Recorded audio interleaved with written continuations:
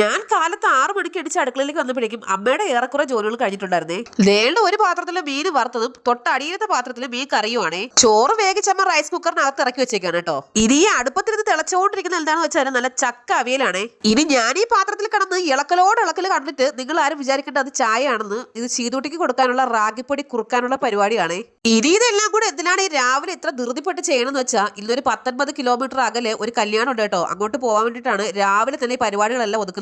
ശീതൂട്ടിക്ക് പൊതുവേ ഭക്ഷണത്തിനോട് താല്പര്യം ഇല്ലാത്തതുകൊണ്ടും പുറത്തുനിന്ന് മേടിക്കുന്ന ഒരു സാധനങ്ങൾ കഴിക്കാത്തതുകൊണ്ടും രാവിലെ തന്നെ കുറുക്കുണ്ടാക്കി കൊടുത്തിട്ട് പോകാന്ന് വിചാരിച്ചോ. കുറുക്കുകളിൽ ഏറ്റവും മെനക്കേട് പിടിച്ച പരിപാടിയാണ് ഈ റാഗിപ്പൊടി കുറുക്കൽ. ആദ്യം കലക്കണം, പിന്നെ അരിക്കണം, പിന്നെ കുറുക്കണം. ഓ ഒന്നും പറയണ്ട. ശീതൂട്ടിക്ക് ഫുഡൊക്കെ കൊടുത്തതിന് ശേഷം ഞാൻ പിന്നെ ഒരു ദോശയും ഇന്നലത്തെ മീൻകറി കൂടെ എടുത്തായിരുന്നേ കഴിക്കാൻ.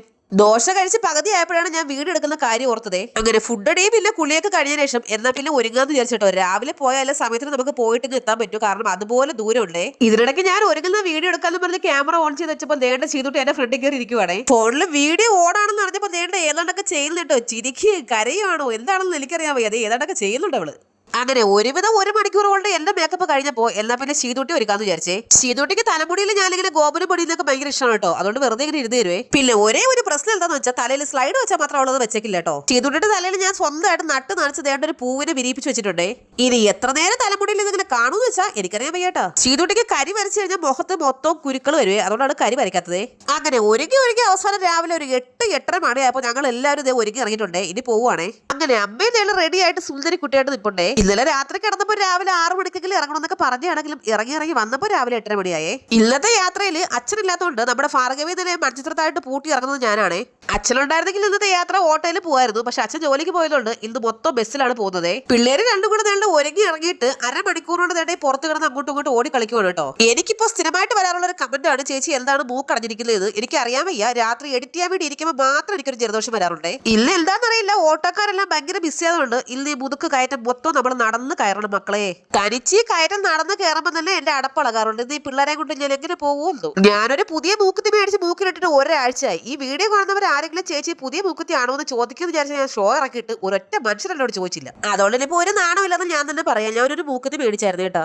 അമ്മയും പിള്ളേരും കൂടെ തേര് കയറിയിട്ട് എനിക്കില്ല നടക്കാൻ വയ്യേന്ന് പറഞ്ഞ് ദേണ്ട വരുന്നുണ്ടേ. സത്യം പറഞ്ഞാൽ മോനുള്ളതുകൊണ്ട് ഞാനത് രക്ഷപ്പെട്ടേട്ടാ. ശീതൂട്ടിയെ ഫുള്ള് അവൻ കൈ പിടിച്ച് നടത്തുമായിരുന്നു കേട്ടോ. ഇടയ്ക്കിടയ്ക്ക് അവൻ തന്നെ എടുക്കാറുണ്ടായിരുന്നേ. പിന്നെ എന്റെ എന്തോ ഭാഗ്യത്തിന് ശീതൂട്ടിയെ എടുക്കാൻ വേണ്ടി പോകുമ്പോൾ അവൾ ലോലോന്ന് പറഞ്ഞ് മാറുന്നുണ്ടായിരുന്നേ. എന്ന് വെച്ചാൽ എടുക്കണ്ടെന്ന്. അങ്ങനെ ഒരുവിധം നടന്ന് മനുഷ്യന്റെ ഊപ്പാട് ഇളകി വന്നപ്പോഴേക്കും നമ്മുടെ ബസ് വന്നിട്ടുണ്ട്. പിന്നെ ആ ബസ്സിൽ കയറി ഇരിപ്പ് പിടിച്ചിട്ടുണ്ട്. നമ്മുടെ ഈ റൂട്ടൊന്നും KSRTC ബസ് ഇല്ലാത്തതുകൊണ്ട് പ്രൈവറ്റ് ബസ്സിലാണ് നമ്മുടെ യാത്ര. ബസ്സിൽ കയറിയപ്പോൾ മുതൽ നല്ല അടാറ് പാട്ടുകൾ ഇട്ടിട്ടുണ്ട്. ഇതിനകത്ത് കയറിയിരുന്ന നമുക്ക് 2 റൗണ്ട് അടിച്ച് ഡാൻസ് കളിക്കാൻ തോന്നും കേട്ടോ. അതുപോലെ BGM പാട്ടുമാണ് ഇട്ടേക്കുന്നത്. ചീതൂട്ടി പാട്ട് കേട്ടിട്ട് നേടെ എണീറ്റ് നമ്മുടെ മടിയിൽ ഇരുന്ന് തുള്ളുന്നുണ്ടേ. ശരിക്കും പറയാൻ നാളെയാണ് അവരുടെ കല്യാണം. ഇന്ന് റിസപ്ഷനാണ്. നാളെ എനിക്ക് വേറൊരു കല്യാണത്തിന് പോവേണ്ടതുള്ളതുകൊണ്ട് ഇന്ന് പോവാന്ന് വിചാരിച്ചോട്ടോ. ഇവിടെ 2026 ജനുവരി 1 മുതൽ കല്യാണങ്ങളാണ്. അങ്ങനെ ഒരുവിധം 2-3 ബസ് കയറി ഇറങ്ങി നേണ്ട വെയിലത്തും ചൂടത്തും ഞങ്ങൾ മടത്തറ എത്തിയപ്പോഴേക്കും അവിടെ ഒരു ചായക്കടയിൽ ഒരു അമ്മ ഇരുന്ന് ഉണ്ണിയപ്പം ഉണ്ടാക്കുന്നത്. പിന്നെ ഒന്നും നോക്കിയില്ല, നേരെ അവിടെ കയറിയിട്ട് നല്ല ചൂട് ഉണ്ണിയപ്പം കഴിച്ചു. പിന്നെ നല്ല തണുത്ത നാരങ്ങയുള്ള കുടിച്ചായിരുന്നേ. ഇന്ന് നമുക്ക് കല്യാണ വീട്ടിലേക്ക് എത്താൻ ഇവിടെ നിന്നൊരു 3-4 വണ്ടികൾ കൂടെ മാറി തിരിഞ്ഞൊക്കെ കയറാനുണ്ടേ. ഇപ്പോഴത്തെ വെയിലിന്റെ ചൂട് കാരണം പുറത്തോട്ടൊന്ന് ഇറങ്ങാൻ പോലും പറ്റാത്ത അവസ്ഥയാണ്. അങ്ങനെ അവിടുന്ന് നല്ല ചൂട് ഉണ്ണിയപ്പോൾ നാരങ്ങകളെല്ലാം കഴിച്ചിട്ട് പുറത്തേക്ക് ഇറങ്ങിയപ്പോൾ ഞാൻ വിചാരിച്ച അയ്യടാ മൂന്നാർ എത്തിയെന്ന്. ആ ദൂരെ ആ പച്ച കളറിൽ കാണുന്നത് മുഴുവൻ തേയിലത്തോട്ടമാണെന്നാണ് ഈ മന്ദബുദ്ധിയായി ഞാൻ വിചാരിച്ചിരുന്നത്. പിന്നീടാണ് എനിക്ക് മനസ്സിലായത് അത് തേയിലത്തോട്ടം വാങ്ങാണ്ടിയൊന്നും അല്ല, വല വിരിച്ചിട്ടേക്കാണ് തൈ തൊട്ടിട്ട്. അങ്ങനെ വീണ്ടും 2-3 ബസ്സെല്ലാം കയറി ഇറങ്ങി നമ്മൾ നേരെ നന്ദിയോടെ എത്തിയിട്ടുണ്ട്. ഇനി ഈ ഫോണിൽ കുത്തിക്കൊണ്ട് നിൽക്കുന്നത് എന്ത് പറ്റി രമണ എന്നാണെങ്കിൽ ഇവിടെ നിന്ന് എങ്ങോട്ടാണ് പോകേണ്ടത് എനിക്ക് യാതൊരുവിധ ഐഡിയ ഇല്ല. കല്യാണ വീട്ടിലെ ചേച്ചി ഇവിടെ വന്നിട്ട് വിളിച്ചാൽ മതി, വഴിയൊക്കെ പറഞ്ഞുതരാനാണ് നേരത്തെ പറഞ്ഞ് സെറ്റ് ചെയ്തിരുന്നത്. ഇവിടെ വന്ന് ഫോൺ നോക്കി അരിച്ച് പറക്കിയിട്ടും എന്റെ കയ്യിൽ ചേച്ചിയുടെ നമ്പർ കാണാനില്ല. ഇനിയിപ്പോ എന്ത് ചെയ്യും മല്ലയ്യ എന്ന് പറഞ്ഞ് ഞങ്ങൾ പരസ്പരം മുഖത്തോട് മുഖം നോക്കി നിന്നപ്പോഴാണ് ദേവദൂരപ്പോടെ ഒരു ഓട്ടോക്കാരൻ വന്നിട്ട് ചോദിക്കുന്നു എവിടെ പോകണമെന്ന്. ഓട്ടോക്കാരൻ ചേട്ടനോട് കാര്യം പറഞ്ഞപ്പോൾ പുള്ളിക്ക് കല്യാണ വീടും അവിടുത്തെ ആളുകളെയൊക്കെ അറിയാം. എന്നാ പിന്നെ ആ ഓട്ടം തന്നെ പോവാന്ന് വിചാരിച്ചേ. നന്ദിയോടെ ഒന്നും നമുക്ക് കല്യാണത്തിന് പോവേണ്ടത് കരിമ്പിൽ കാലാന്ന് പറയുന്ന സ്ഥലത്താണ്. അവിടെ ഫുള്ള് ഫോറസ്റ്റ് ഏരിയ ആണ്. ഇനി ഈ പോകുന്നത് ആരുടെ കല്യാണത്തിനാണെന്ന് ചോദിച്ചാൽ അതൊരു കഥയാണ് കേട്ടോ. ഒരു 10 വർഷം പുറകിലോട്ട് പോകണം എന്ന് പറഞ്ഞ് നിങ്ങളിലെ ഓടിച്ചാടി പുറകിലോട്ടൊന്നും പോകാൻ നിൽക്കണ്ട. അവിടെ ഇരുന്ന് കഥ കേട്ടാൽ മതി, ഞാൻ പറഞ്ഞു തരാം. നിങ്ങൾ ഈ കഥ കേൾക്കുന്നതിനിടയ്ക്ക് വല്ല കാട്ടുപോത്ത് എടുത്ത് എല്ലാം ദൂരെ കളഞ്ഞില്ലെങ്കിൽ ഞാൻ കഥ ഫുള്ള് പറയാമേ.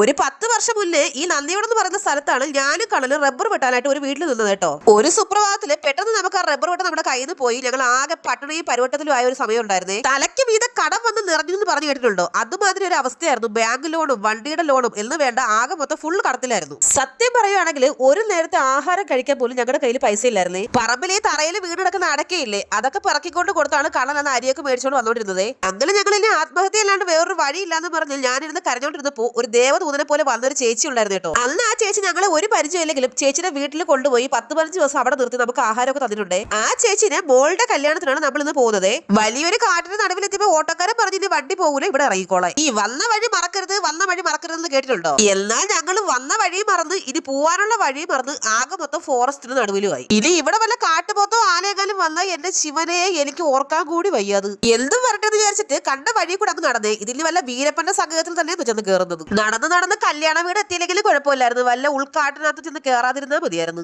അങ്ങനെ ഒരുവിധം കാടും മലയെല്ലാം താഴ്ന്ന് നടന്നു വന്നപ്പോ നേടിരിക്കുന്ന 2 ബൈക്ക്. അപ്പൊ മനസ്സിലായിട്ടാ കല്യാണ വീട് ഇവിടെ എവിടെയോ ആണെന്ന്. 10 വർഷം മുന്നേ ഇവിടെ വന്ന് നിന്നിട്ടുള്ളതാണെങ്കിലും ഇപ്പൊ വഴിയൊക്കെ മറന്നുപോയേ. എന്റെ അമ്മയെ അവസാനം നമ്മൾ കല്യാണ വീട് കണ്ടെത്തി അവിടെ വന്ന് ഇരിപ്പ് ഉറപ്പിച്ചിട്ടുണ്ടേ. അങ്ങ് ദൂരെ കാണുന്നത് ആറാണ്. പണ്ട് ഞാനും കണ്ടു ഇവിടെ വന്ന് എന്തോരം മീൻ പിടിച്ചിട്ടുണ്ടെന്ന് അറിയാവോ. അങ്ങനെ വന്ന പാടെ നേട്ട വെൽക്കം ഡ്രിങ്ക് ഒക്കെ കിട്ടിയിട്ടുണ്ടേ. ഒരു ചെറിയ വീടും കുഞ്ഞു കല്യാണമാണ്. അവരെ കൊണ്ട് പറ്റുന്നത് പോലെ അവരുടെ ഡെക്കറേഷൻ ഒക്കെ ചെയ്തിട്ടുണ്ടേ. ആ വീട് ചെറുതാണെങ്കിലും അതിനുള്ളിൽ താമസിക്കുന്നവരുടെ മനസ്സ് ഒരുപാട് വലുതാണ്, ഒരുപാട് നന്മയുള്ളവരുമാണ്. അവിടെ ചെന്നപ്പോൾ ഒരു കുഞ്ഞു പൂച്ച കിടന്ന് നല്ല ഉറക്കം. അത് നോക്കി ചെയ്തോട്ട് അതിനെ വീട്ടിൽ കൊണ്ടുപോകാനുള്ള പരിപാടിയാണെന്നുള്ളത് വിളിച്ചൊക്കെ നോക്കുന്നുണ്ട്. പണ്ട് എന്റെ വാലയെ തൂക്കി ആറ്റിൽ മീൻ പിടിക്കാൻ വന്നോണ്ടിരുന്ന കൊച്ചാണ് നേടെ ഇത് വളർന്ന് കല്യാണ പെണ്ണാട്ടി ഇരിക്കുന്നത്.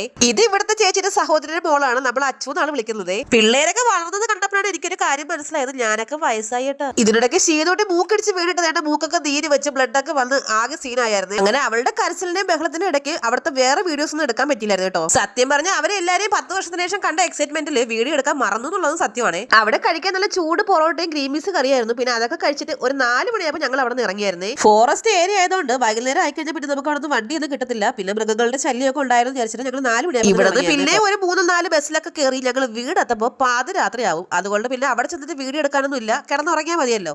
അതുകൊണ്ട് ഇന്നത്തെ വീഡിയോ ഇവിടെ നിർത്തുവാണേ. അപ്പോൾ നമ്മുടെ ചാനൽ എല്ലാവരും ഒന്ന് സബ്സ്ക്രൈബ് ചെയ്ത് സഹായിക്കണേ. Tata bye bye, see U.